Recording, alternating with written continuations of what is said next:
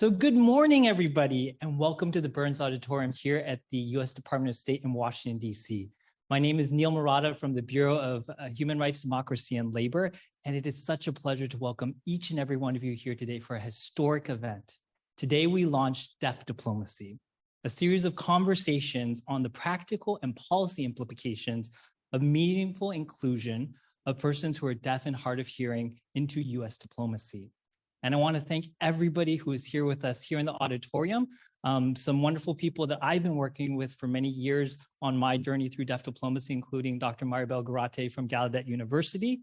And also thank all of our hosts around the world, from Lima, Peru, to Mexico, to Jakarta, for joining us for this conversation today.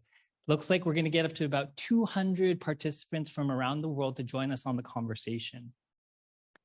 But we're honored today just to welcome each and every one of you here to define what deaf diplomacy is.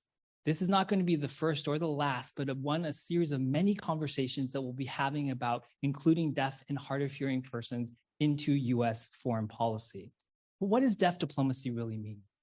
It can mean many different things. And today, joined by my panelists, we'll talk exactly about what that means to each of them and how each and every one of you here at the department and around the world can help us in supporting that initiative. So to me, deaf diplomacy includes many things. It can include how and the best practices to include deaf and hard of hearing colleagues into the conversation here at the department. It can include making sure we provide the best services to our visa applicants who are deaf and hard of hearing at each and every one of our embassies abroad to make sure they can travel to the United States. It also means our cultural and educational exchanges are fully accessible to deaf and hard of hearing participants when they come to the United States. And lastly, me as a Foreign Service Officer, how do I welcome deaf and hard of hearing colleagues into the Foreign Service, and what are the accommodations we can provide them? Today, we are honored to be joined by Gallaudet University President, Dr. Roberta Cordano, to provide opening remarks. But just a note for the audience and for all of our people who are joining us today, Gallaudet University plays such a crucial role in both US deaf history and the deaf community in the US and around the world. As the only bicultural and bilingual liberal arts university in the world for deaf and hard of hearing students, Gallaudet serves as a leader on the world stage to ensure deaf and hard of hearing people are included in conversations, including world diplomacy. So it is my pleasure at this time to introduce Dr. Roberta Cordano to kick off deaf diplomacy here at the U.S. Department of State. Please.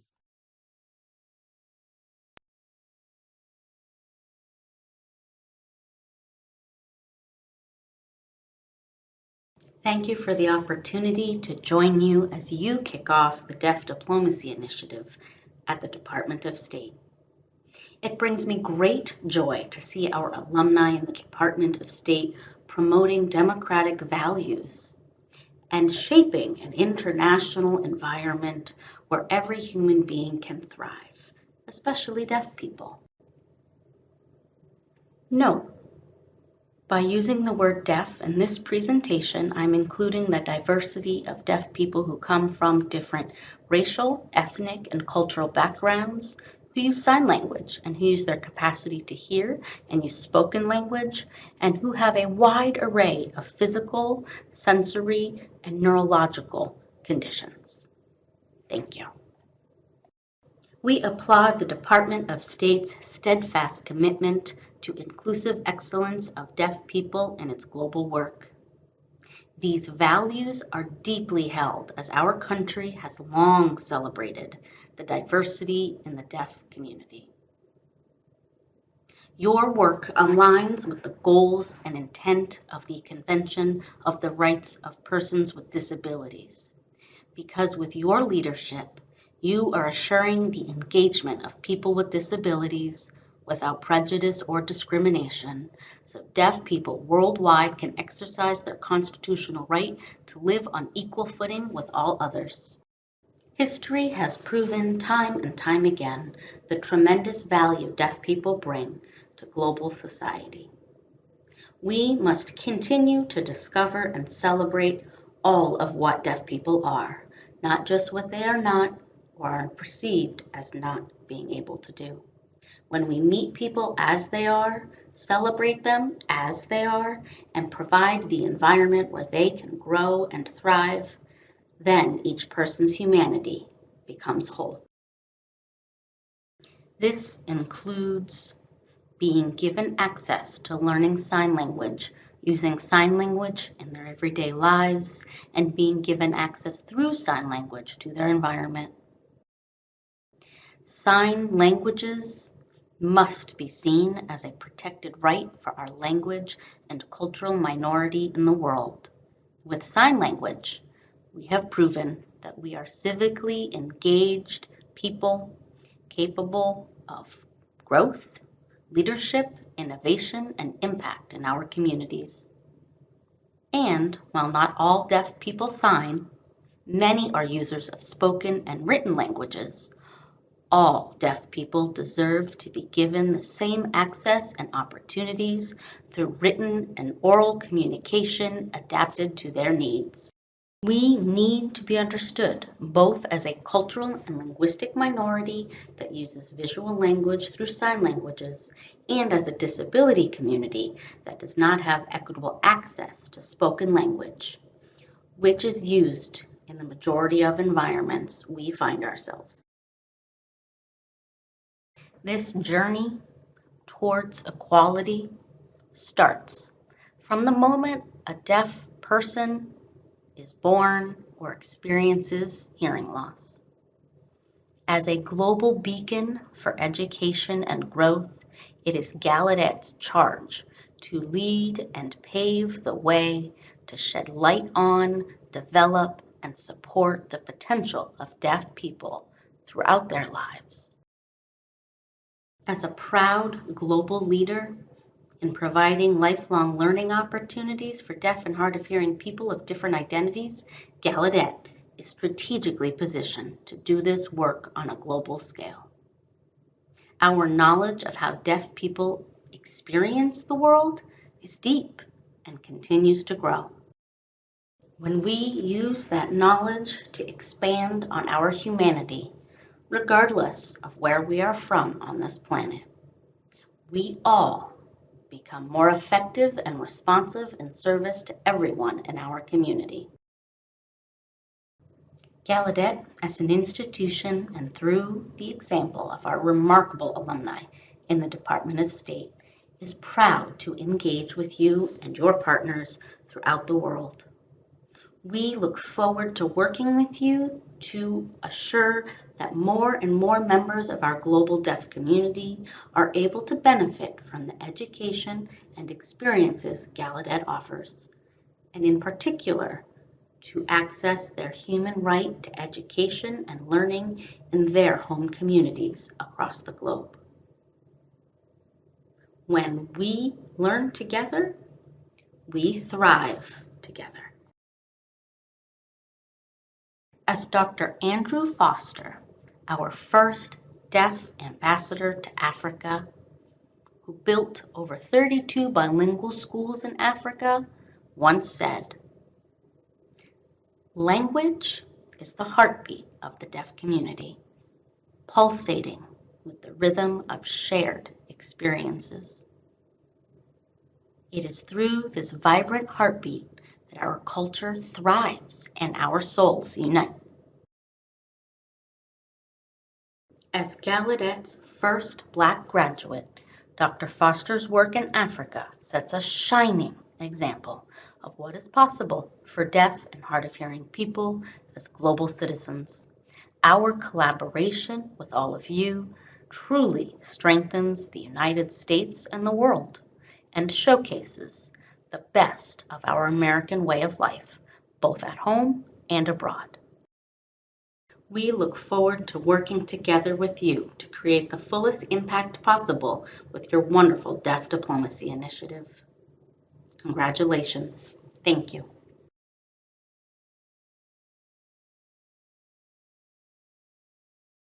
Dr. Cordano, thank you so much. On the entire Department of State, it's such a wonderful blessing to be able to work with you as we launch this initiative.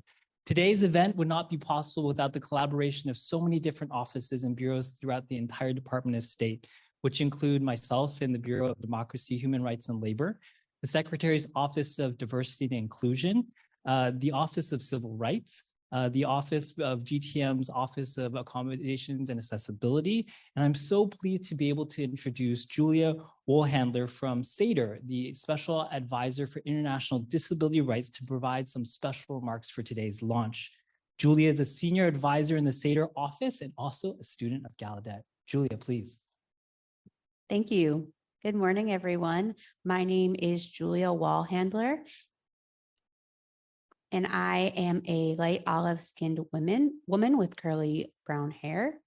And I'm honored to be here today at this historic event representing the U.S. Special Advisor on International Disability Rights, or SAIDR,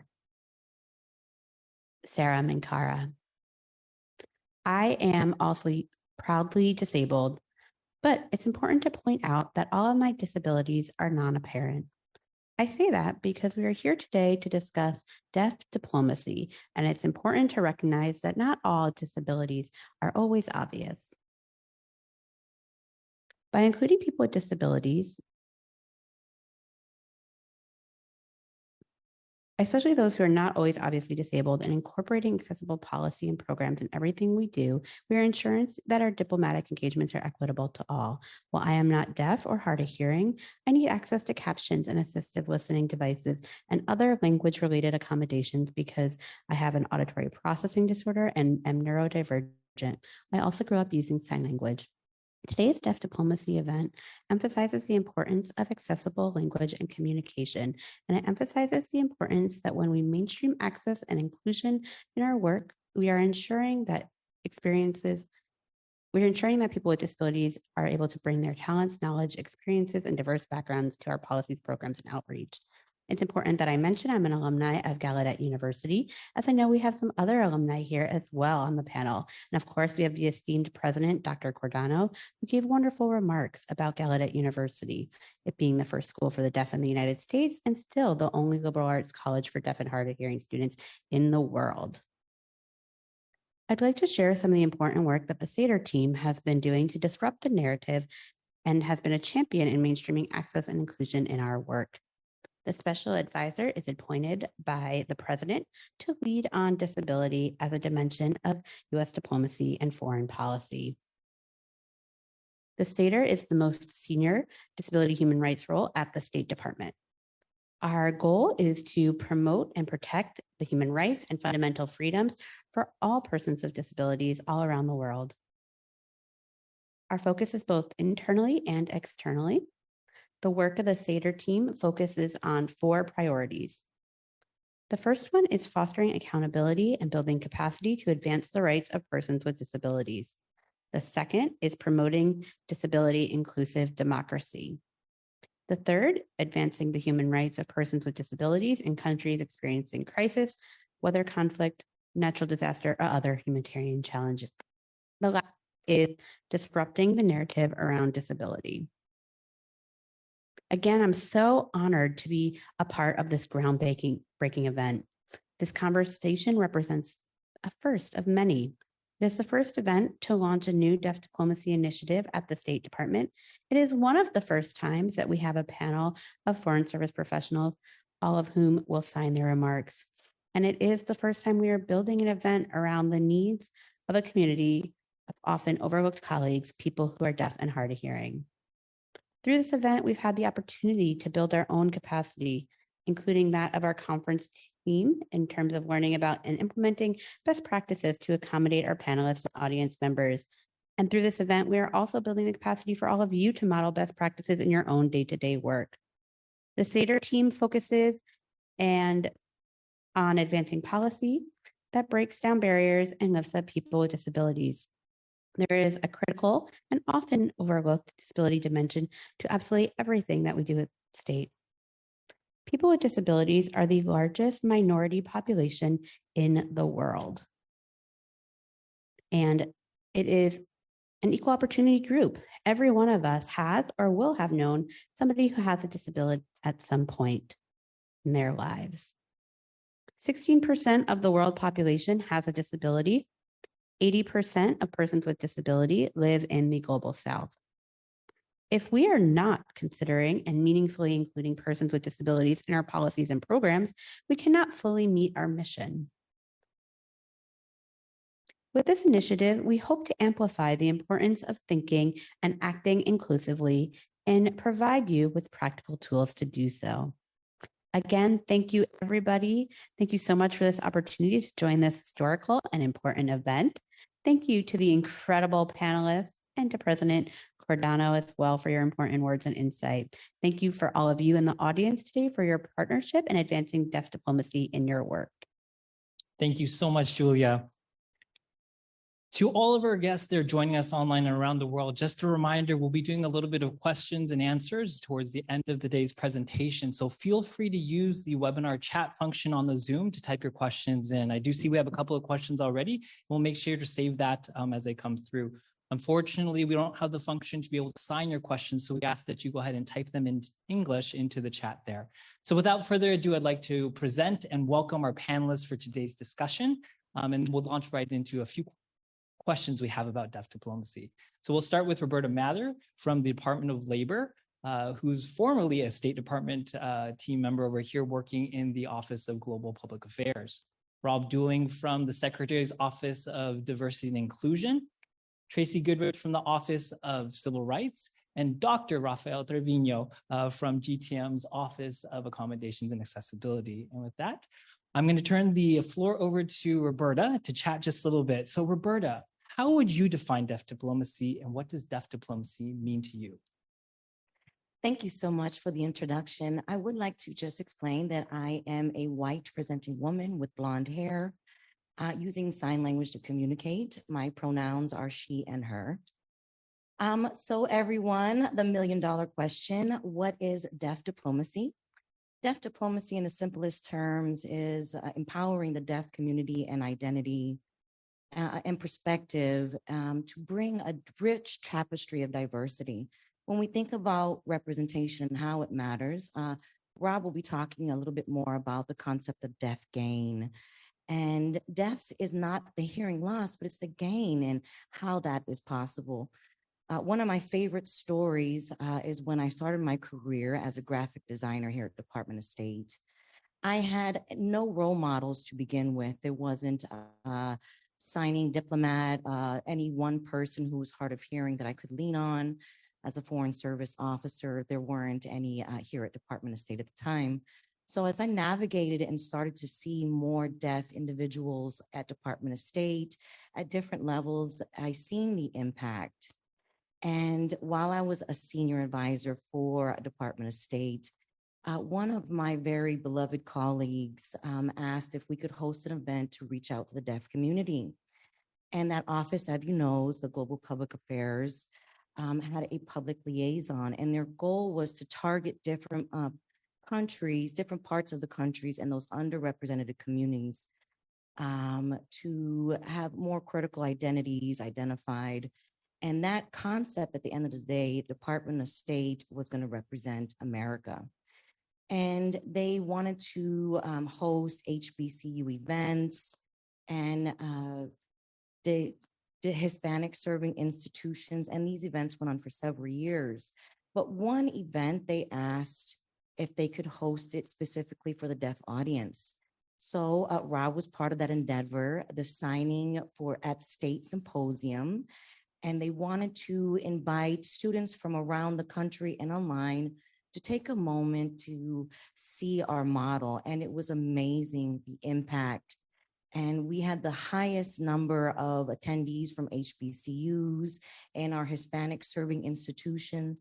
And we got the attention we needed from the White House. And it was very evident that you could see the effect, the intersectionality of change. And we could see one person who was African-American, and we were on a greater level of able to identify the intersectionality, and that is deaf diplomacy. Thank you so much, Roberta. Rob, same question for you. How would you define deaf diplomacy, and what does deaf diplomacy mean to you? Hello, good morning, everyone. Thank you so much for coming today. My name is Rob Dooling. I am a white presenting male with blonde hair. I use he or they pronouns. I am a public affairs officer for the Secretary's Office of Diversity and Inclusion. It's funny that my title is a public affairs officer because I have a communication disability, but my job is to run our communications. And that's what's your title as well, right, Roberta? Yes, Chief Communications Officer. Exactly. That's what disability empowering diplomacy is. So deaf diplomacy is actually diplomacy with deaf gain. Deaf gain means two things. We see deafness as a gain, not a loss. And the second is that gain is helpful and beneficial to everybody. One of my favorite things about visual communication is in 1971, when the Chief Supreme Court Justice, Warren Burger, did something that was very popular in deaf culture already. He moved the furniture so that everybody could see each other better. The Supreme Court in the past had a long-standing reputation for having just a straight benched seats for everybody to kind of talk to each other. So then he hired a carpenter to come in, chop up that bench, which was not a popular decision. But then the data showed that the Supreme Court interrupting each other, the justices, decreased by 50%. So that gain of visual communication, being able to see each other, that personal connection, that is a deaf gain that benefited everybody, including the hearing individuals. So when we think about outside of the box, outside of just spoken communication, the gain and the benefit of lighting, being able to see each other, proximity, those are deaf gain ideas. Wonderful. Thank you so much, Rob. Now I'd like to turn the floor over to Tracy. Tracy, what does deaf diplomacy mean to you and how would you define it? Hello, everyone. Good morning. My name is Tracy Goodrich. I am an EEO specialist for the Office of Civil Rights. I am a white female with dark blonde hair, and my pronouns are she, her. So what deaf diplomacy means to me? It is a diplomatic effort and strategies aimed at addressing the needs and concerns of the deaf community. It can include advocating for the rights of deaf individuals, ensuring accessibility in various aspects of society, and fostering communication and understanding between deaf community and policymakers. Building and maintaining strong relationships between an embassy and the country, and is crucial for effective diplomatic and international relationships to bridge those two together. Wonderful. And last but not least, Dr. Rafael Trevino, please tell us, what is deaf diplomacy and what does it mean to you? Thank you. So my pronouns are he and him, and I'm Hispanic male with olive skin and black hair in a dark blue suit. Thank you for inviting me to be here on stage. I am hearing, but I'm using sign language on this stage for communication. And to me, deaf diplomacy is about having, yes, the policies, but also making sure that we have the resources and the ability to implement the policies to see them thrive and happen. And so, for example, for today, we're recognizing our deaf diplomats here, but more broadly, seeing deaf professionals in the US, for example, for the past 10 years, let's say, in the medical profession, there has been an increase for deaf individuals in that field. In the 80s, we had few deaf attorneys, but now we have over 250. And now we have over 30 deaf attorneys going into the Supreme Court bar. And so we're looking at that and saying, how did that happen? It was because of policy. And so with the ADA, the Americans for Disabilities Act, passed in the 90s, it was looking at communication access to be given, but also looking at it being provided at schools and for job applications. And so now we're looking at giving opportunities for deaf individuals in democracy. The ADA influenced this and also helped to influence the Convention on the Rights of Persons with Disabilities, known as CRPD. And with that, we have 186 different state parties working to working to move policy in that direction. And now you're seeing different influences occurring and discrimination still occurring throughout the world. What you're seeing too is deaf individuals not being allowed to drive vehicles, marry, still not having access to education, not being able to vote. And so this is still happening on a global scale. So we need to find a way to provide implementation of policies that are being created. One of my colleagues, Dr. Marie Coppola, who is currently at the National Science Foundation and researches language deprivation among deaf and hard of hearing children, has said that we know the harm that happens to children who don't have home or food, and we know that it harms them. But when we're looking at, or why can't people understand the harm that happens when children don't have a language? And so we need to see that language is a basic human right. With deaf diplomacy, the policy needs to be moving forward in the direction to see its implementation happen and to see that deaf diplomats are able to champion the policies happening and then seeing that it is moving along successfully.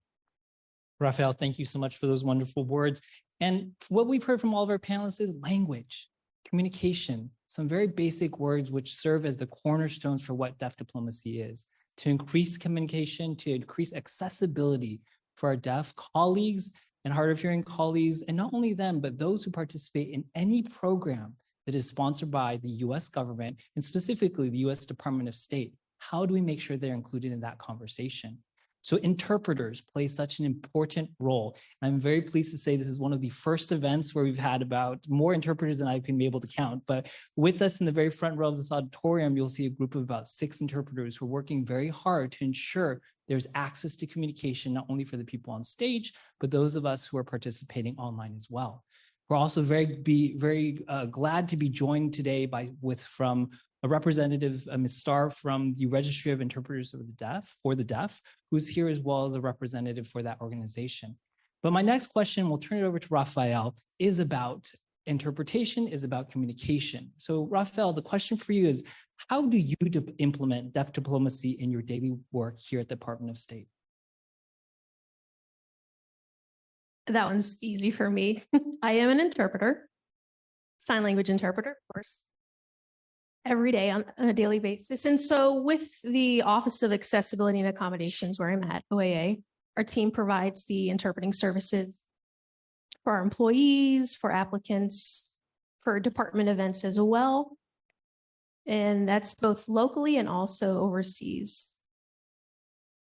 And so we do have central funding. So it means that we're taking care of that and that other bureaus and the departments can go ahead and move along with having their events accessible while we're providing the funding. And then also different bureaus and posts, if they do have questions or inquiries and they want to make sure that their programs are more accessible for sign language. And let's say maybe if it's not in American Sign Language and it's in another language, we provide specific consultation to those entities to make sure that the access is happening.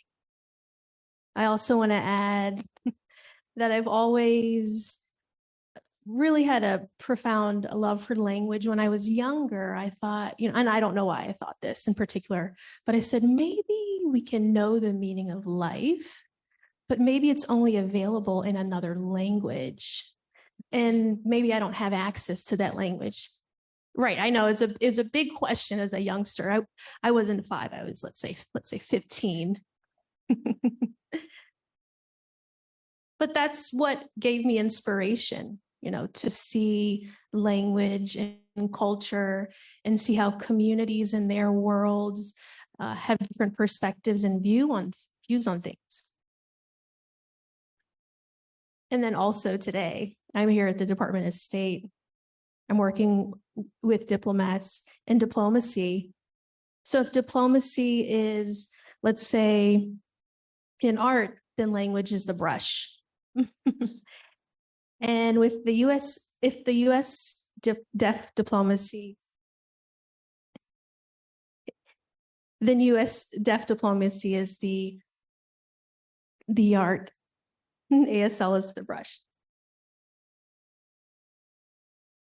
But also I want to let you know that I am not deaf, I'm not hard of hearing, I am hearing, and I would never, I haven't had the experience of knowing what it's like to be discriminated or experience oppression, I don't have the specific understanding of deaf game, and so here at the Department of State, we want to make sure that things are integral in how we're considering things. Also, as a sign language interpreter, behind me, you're seeing what I'm saying captioned, and we're providing those media services to provide support. But this is not deaf diplomacy. The heart of deaf diplomacy is actually going directly to the deaf diplomats in the affairs and seeing their perspective and how they view things.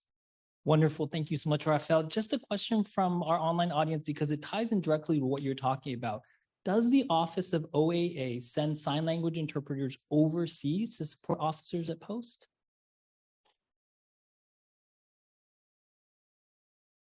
For United States citizens and US employees, yes.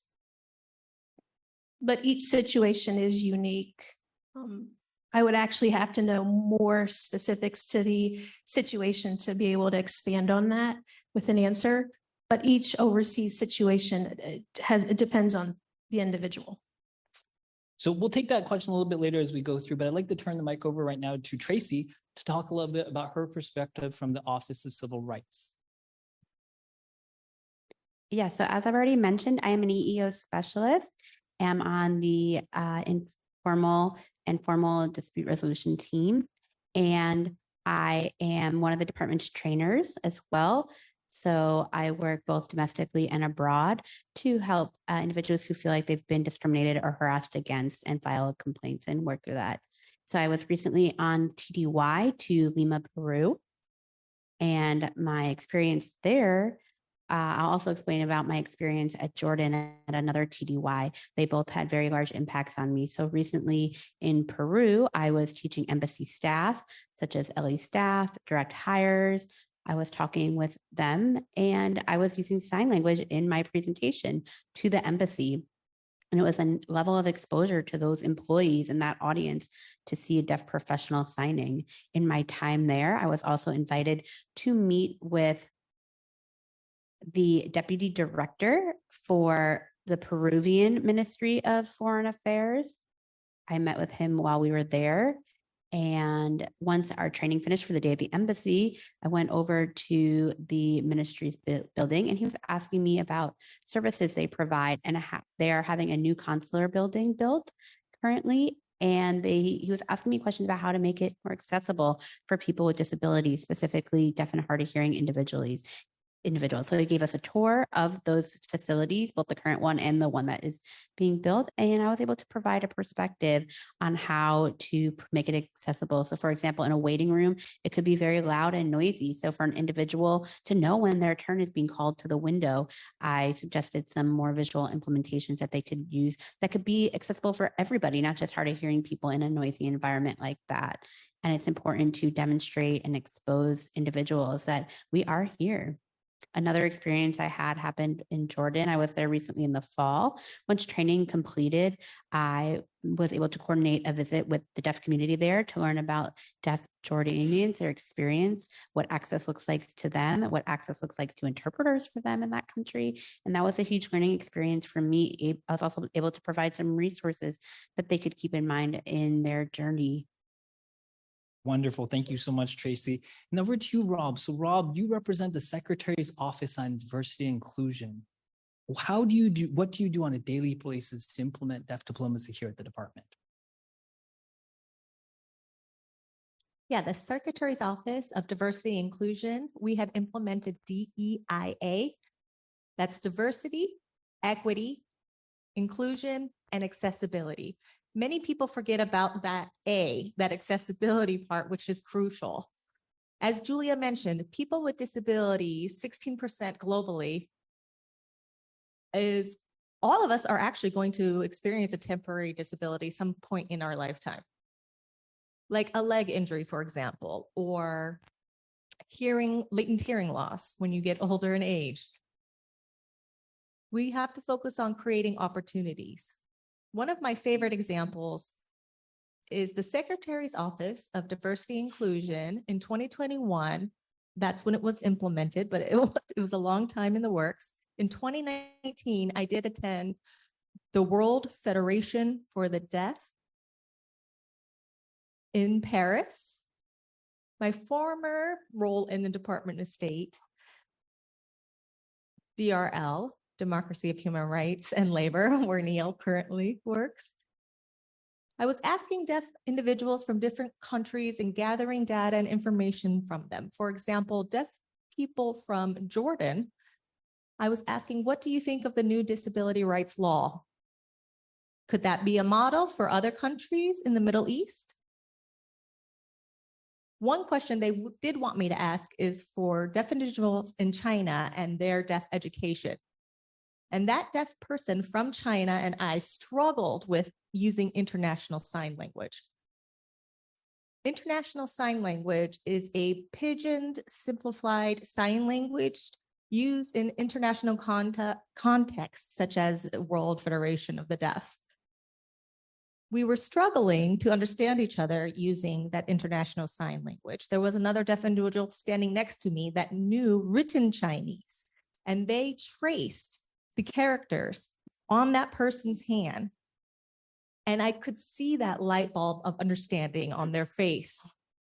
And then they were able to tell me about education or deaf education in China. It was just the wonderful creativity, writing Chinese characters on this person's hand to get through. Deaf diplomacy is that. Our office is that. People from birth are experts their whole lives on how to overcome communication barriers. They have opportunities to use that creativity to bring countries together. I really value how the SAIDR's office talks a lot about disability, the issue of disability. It's an issue with unique potential. So the two countries that were struggling were able to find a common ground, and that could happen with every country because every country has deaf individuals, and that's how deaf diplomacy wins. So Rob, there's a question that came in. I'm going to give you an opportunity to plug one of your programs. Does the State Department or FSI offer ASL classes? Not yet. We are trying to get that established. Wonderful. And so I know Roberta has actually taught sign language here at the Department of State before, but one of my favorite memories of working with Roberta is that me and her sat down in the cafeteria about 11 years ago to talk about deaf diplomacy from a very Yes. long time ago when I was a cultural affairs officer going out to Yes. Bangkok and getting her advice on what deaf diplomacy means, how we can help and support all of our colleagues, not only in the department, but abroad.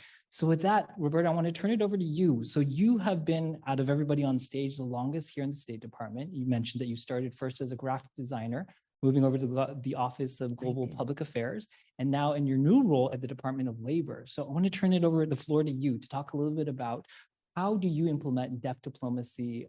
How did you do it here at the State Department? And how do you do it now at the Department of Labor? Yes, absolutely. As Brene Brown has talked about vulnerability, it's been a long, beautiful journey for myself, and I'm very grateful for it. So yes, in the field of communications, I started as a graphic designer intern, but today I'm honored and humbled to be the Chief Communications Officer for the International Labor Affairs Bureau at Department of Labor. They had never had this position prior to, so I'm building it from the ground up. And prior to that, I was a senior advisor for employee comms here at Department of State, building that organization from the ground up. And during that process, I taught Secretary Blinken sign language. And it's funny because I can remember having a conversation and Secretary Blinken didn't realize that other countries had different signed languages. So now he's going around the world thinking to himself, wow, they have their own language. It's a simple concept. But when I started as a graphic designer, I knew that there was going to be some bias and some language barriers. So my work spoke for itself. And even though I love to write, as I moved up in my career through marketing, the entire way, I was always having a positive experience with great leaders. But early in my career, I wasn't really able to have accessibility to the secretary town halls. I had to put in a request 2 weeks in advance. And at one point, I was placed all the way in the back of the room and not able to see. But I ended up becoming the coordinator for our secretary town halls eventually. And I ensured that everyone felt included, deaf or not. We would have virtual programs hosted with captioning and signed language. And at the same time, we would add our chat function where everyone around the world was able to introduce themselves and say who they were. And there was a sense of belonging that I knew was important as a person who was part of an underrepresented community. That sense of inclusion was what I started to see in our product and messaging. Are we being inclusive? Are we being sensitive? Do we have diversity? Because as I mentioned, the deaf community is so diverse, and growing up in such a mixed community, I became more sensitive. And now I'm very honored to have been able to meet the vice presidents of Spain and more. And just on the most recent engagement as a chief communications officer, we had a bilateral engagement with the Dominican Republic. And at that signing of the CPP, we tried to work with the embassies, and it was a great program. But initially, the ambassador came forward and there was some formalities. But she did mention in the Dominican Republic, they provided sign language interpreters. But I was more than that. And in our interaction, it became so warm and welcoming that at the end, she invited me to her house for some nighttime dancing. And just being able to reframe the narrative and bring the deaf community to the forefront is a beautiful integration of a nuanced way to be sensitive, and to be sensitive to everyone here in the audience, to make sure that you feel valued, because everyone deserves the opportunity to feel valued, and that's deaf diplomacy. Thank you so much, Roberta. I'm going to open it up to a little bit of questions before we go for our last question of the panel, because I know there's a lot of questions. So for our audience here in Burns Auditorium, if you do have a question, what we're going to ask you to do is go to the microphone directly at the back of the auditorium. We'll have an interpreter there with you to ask your question, and then we'll ask them to the panelists here. But to get started, we've had quite a few questions come in from our online audience. So I'm going to start with one that I'm going to hand over to Tracy, because I know this is something she's dealt with before. So the question says, I am a Foreign Service officer who's hard of hearing and have been using hearing aids for the past 10 years. Each embassy that I've served at and each domestic bureau seems to have its own approach to approving the use of assistive devices in classified spaces. I found that having my hearing aids approved for one bureau doesn't necessarily mean another bureau will accept them when I go into a meeting. And I've been asked to leave my hearing aids in the cell phone box at least by a few different bureaus, even though they were approved by my home office for me to wear them. My question is, what can we do to standardize our approach across the department, or even better, across the entire federal government in using assistive devices in classified spaces? Yeah, so I would actually turn that over to Raphael to answer a little bit more in depth. But from my understanding, going to different posts and different embassies, I usually always ask my point of contact if I can use my hearing aid, because my hearing aid as well has Bluetooth. And I've had mixed results as well. Sometimes I have also had to put it in that cell phone locker outside of the room, but a new policy was just released. So I'm going to turn it over to Raphael to expand a little bit more about that part. Thank you. I don't directly handle those issues often, but it's definitely something that you can contact our office about, our Office of Reasonable Accommodations, and being able to, the office is called DRAD. And so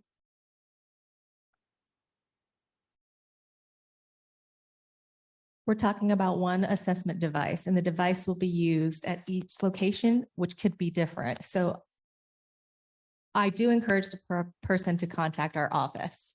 And to add as well, if you contact DRAD, also about your Bluetooth capabilities and your Bluetooth hearing aid technologies. So definitely reach out to DRAD and they will go from there with you. Great. Let me turn this question over to Roberta, because this is a question that you'd started your conversation about language. And this comes from online. It says, would you kindly give us and touch a little bit about how much sign language around the world differs from ASL, and what resources might be available to secure services for signers of languages that are not ASL users? Yes, I will answer the very first part if Dr. Trevino would like to jump into the second. Different countries do have different sign languages. We have Arabic, English, and more spoken language, but we have hundreds of different sign language. And what's fascinating is even in the UK, they have spoken English, but in written English as well. But our sign languages are completely different. And ironically, in Canada and America, we sign similarly, but they do have some tribal indigenous signs that differ. In Quebec, they have signed French. It's called LSQ, but their signed French is different than Parisian French, so to say. So we have hundreds of different sign languages around the world, and it's a beautiful symphony. And there's international sign language that uses broader terms, but it doesn't have the specifics. And yes, our universal sign language. And Neil, if you could, what was the second part of our question? So the second part of the question is what are the resources available to acquire or to secure a ASL and sign language interpreter for languages that are not ASL? And Dr. Trevino, if you would, please, I'll refer that over to you, Raphael. We continue to be in contact with different organizations who provide language interpreting services globally. We figure out if those services are in need and where they're located. We contacted the World Association for Sign Language Interpreter, WASLI, but also the World Federation of the Deaf. They have resources that would help us to understand the local interpreting services available. And if you contact our office, we can help you find those resources. Raphael, how do they contact your office? Is it through email? Is there an online form?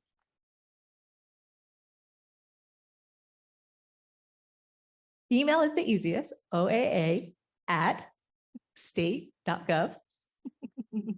That's the easiest way to contact us, or aslservices@state.gov. Wonderful. Let's go to a question right here in the room with us. So we'll have a good chance for the camera to catch up for our question in the back. But sir, you have a question for us, please. Yeah, thank you. Thank you to the panel for this wonderful session, really, and the great initiative. My name is Adam Meyer. I'm with the Bureau of Educational and Cultural Affairs. I think on behalf of everyone here, really a lot of great information, and I really wish everyone in the department was in the room here today. My question, two questions. One, Rob and Roberta touched on a little bit already, the fact that ASL is not a universal sign language, and what are the challenges of managing different sign languages in diplomatic situations and elsewhere. And then my second question is about the CRPD and the fact that the United States has not ratified the CRPD. Is that a challenge in terms of our diplomacy? Thank you. Anybody?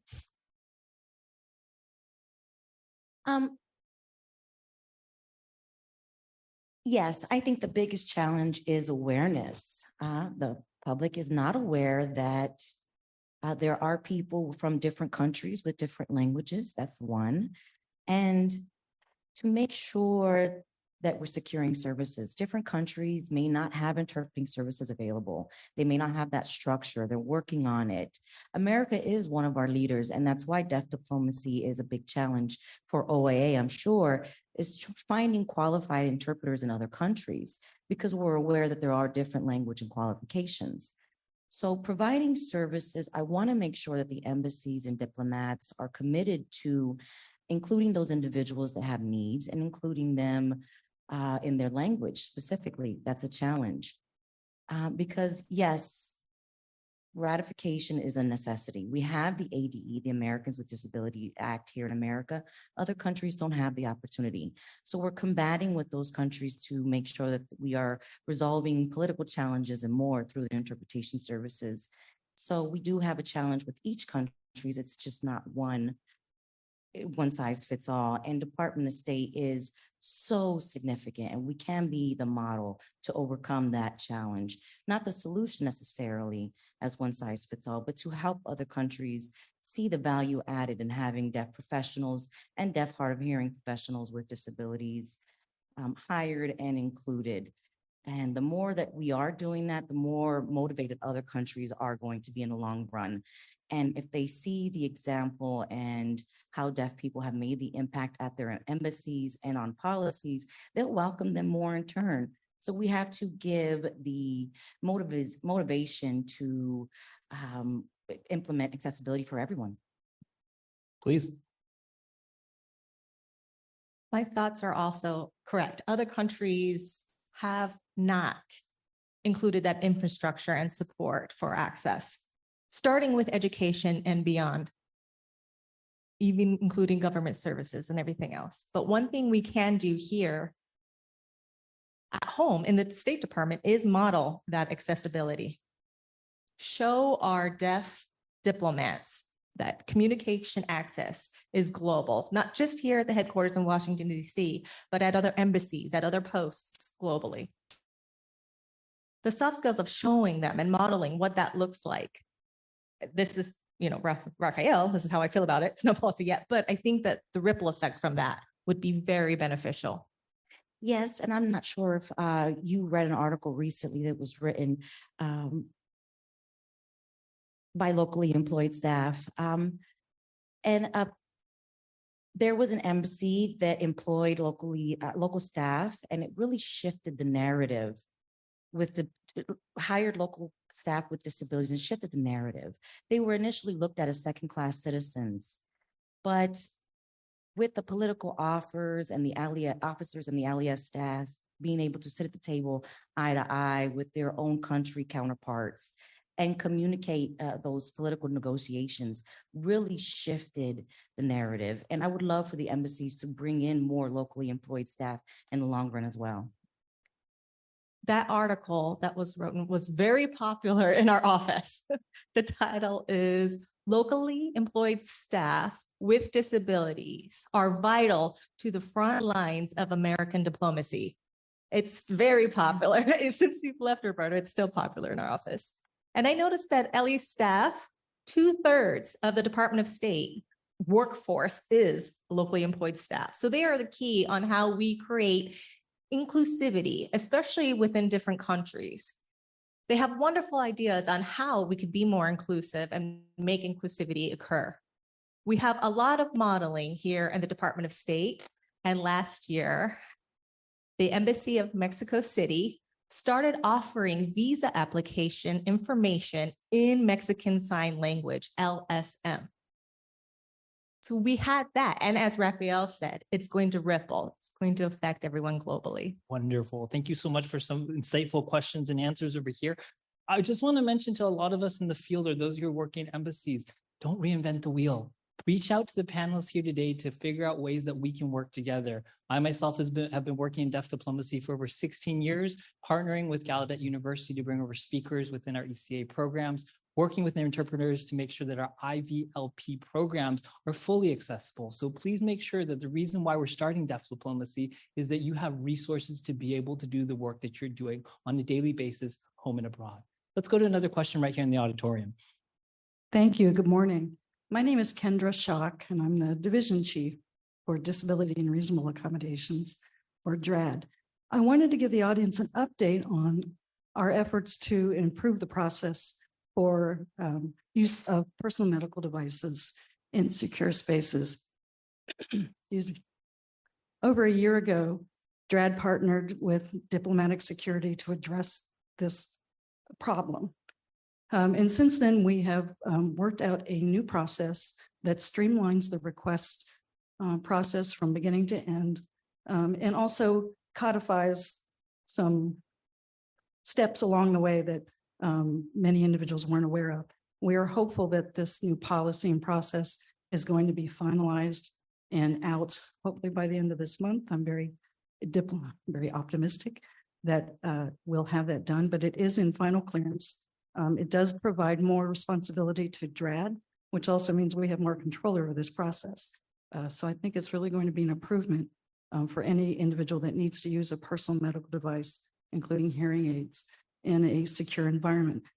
Unfortunately, it still requires each individual to submit a request for that device in each location that they're going to be working in. And the reason that is because the security levels at one post is not the same security levels at other posts.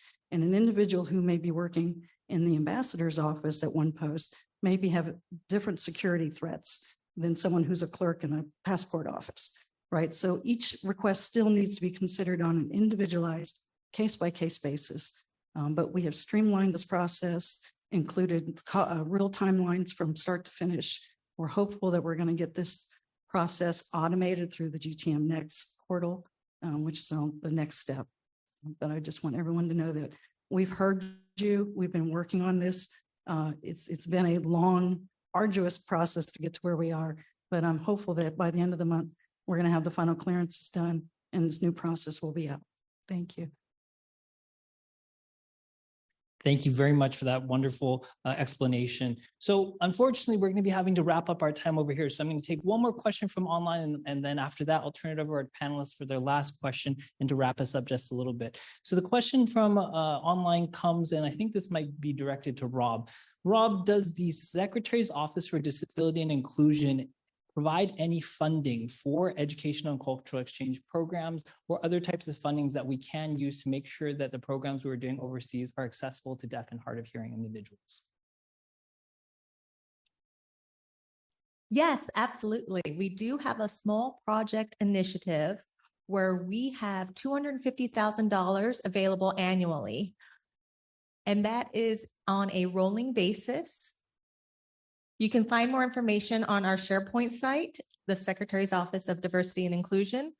For that small project initiative, you can apply for, it's for any small project up to $10,000. And how you're going to be implementing DEIA as the State Department employee. Our office is more internally focused, where DRL, who we love to partner with, is more externally focused.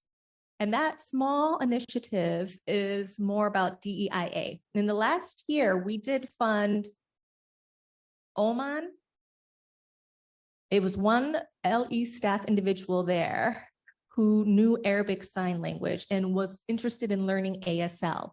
So we were increasing our linguistic resources. We funded that last year. Disability guest speakers at embassies from that country, we were able to fund that this past year as well. Disability inclusive initiatives and projects, we are making it possible. So yes, please apply. And Rob, how do they get in touch with you in your office about these opportunities? diversity@state.gov. Pretty simple there. Okay, and ladies and gentlemen, as we come to the end of today's launch and discussion, I'm going to turn it over to our panelists for one last thought. And so the question will start first with Tracy. Tracy, what advice would you give to your colleagues, both here in Washington and abroad, on how to be a champion and promote deaf diplomacy? Networking is the key. Making sure that everything is accessible and inclusive, advocating for that, talking with everyone, make sure everyone feels included. You don't want to exclude anybody. Partnering with deaf organizations. We have organizations worldwide. Each country has their own deaf organization, and building that relationship, that rapport, connecting them with their local embassy. Also, we have organizations domestically as well, like World Federation of the Deaf, and partnering with those larger scale organizations in turn. Thank you so much, Tracy. Rob, over to you. Rob, what advice would you give to your colleagues here in Washington and abroad on how to promote and be a champion for deaf diplomacy? Look for opportunities to make sign language equivalent to spoken language. Just like that Mexican consulate that was offering visa applications in LSM or Mexican Sign Language. I want to see every country that has a US embassy provide the local sign language there for them to access. Sign language is rich in its history, especially with indigenous sign language that we have here in the United States. We have Black American Sign Language. That was created due to segregation. There's about 300 sign languages globally. So we have a wealth of linguistic diversity within that population. My advice is to look for opportunities to succeed in the linguistic human rights of equality. The World Federation for the Deaf often talks about sign language as a right for all, with an emphasis on the word all. It's because it's for both deaf and hearing individuals. The UN especially, the special rapporteur of minority issues, not just deaf, but for all minority issues, is a hearing individual and often talks about a little boy named Pablo. He is hearing, his parents are deaf. He was denied education in sign language because he himself did not have that disability. But children should have access to education in sign language regardless. Then we can see that possible in every country. Wonderful. Thank you. Dr. Trevino.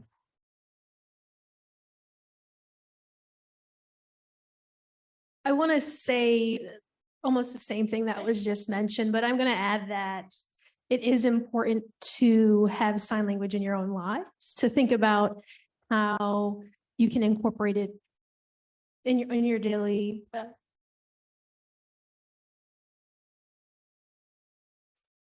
people who need sign language to access the world, make sure you provide them with the resources necessary, implementing policy, but also making sure that policy happens.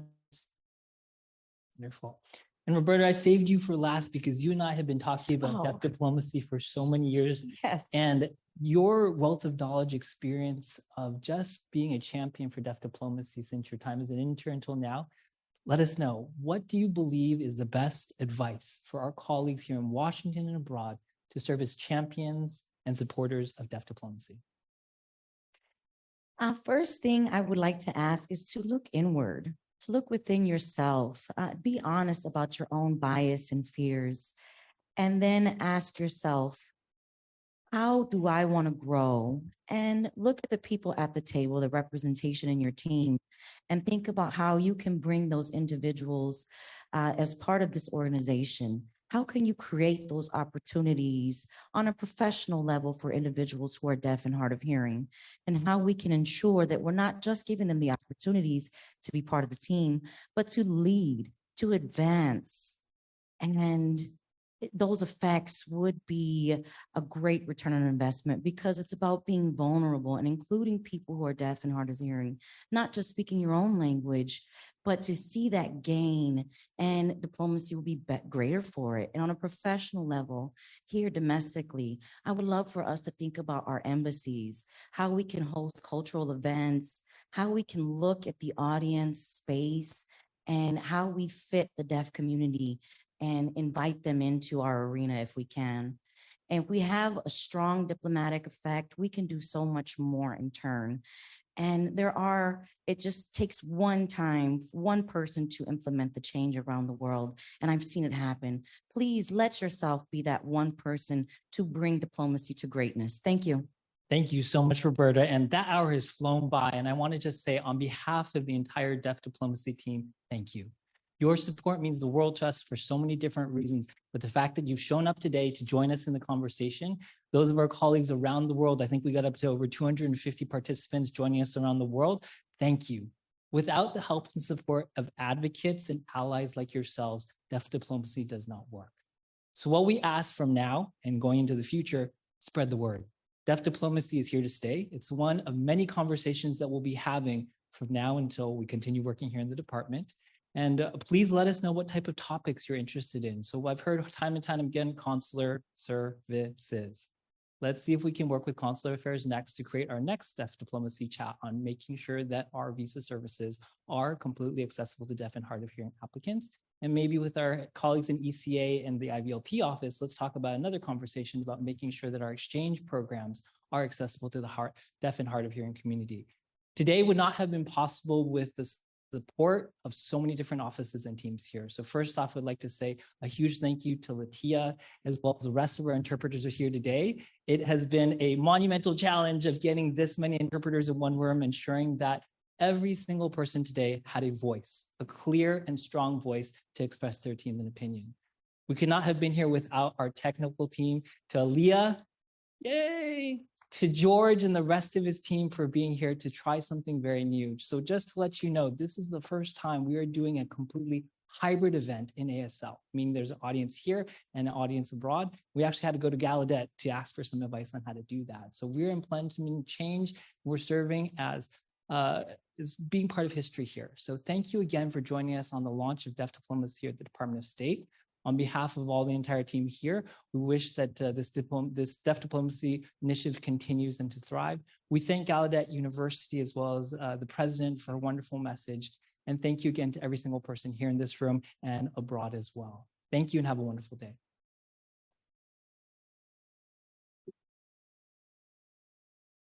And thank you. I'm so very much. Thank you very much to everyone. If you would, this is our sign. Thank you. Thank you. And welcome. Thank you. And you're welcome. All right. Thank you. And thank you, Neil. Thank you. Fantastic job.